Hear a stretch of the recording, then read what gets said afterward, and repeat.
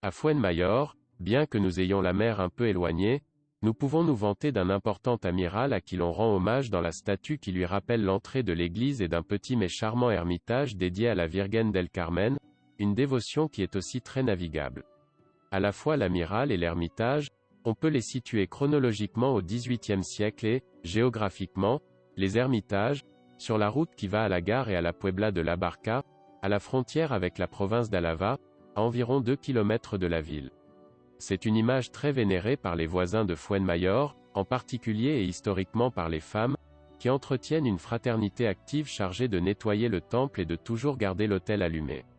9 jours avant sa fête, la Vierge quitte sa loge pour recevoir dans l'église la neuvaine qui se termine le 16 juillet, lorsqu'elle revient en procession à son ermitage dans une tradition profondément enracinée chez les femmes de Fuenmayor, qui la portent sur leurs épaules. Ces dernières années, il est préparé après la procession, qui commence à 8 heures dans le matin et la messe des chants dans le parc qui entoure l'ermitage, un repas populaire qui, en guise de pèlerinage, devient un jour de fête animée.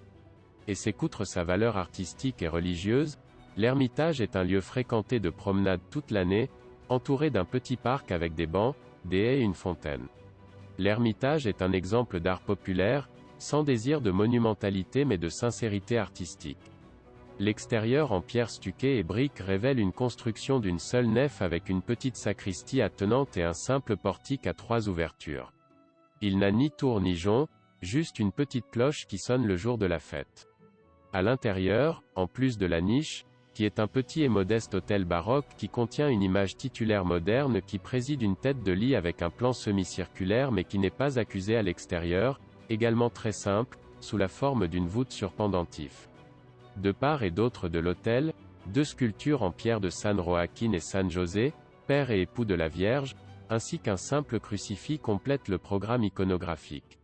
Ces 2 gravures, comme l'ancienne Vierge titulaire qui préside à la modeste sacristie, semblent avoir été réalisées, ou du moins retouchées, par un tailleur de pierre et artiste local de la ville nommé Trifon, ce qui est encore un autre exemple du caractère populaire.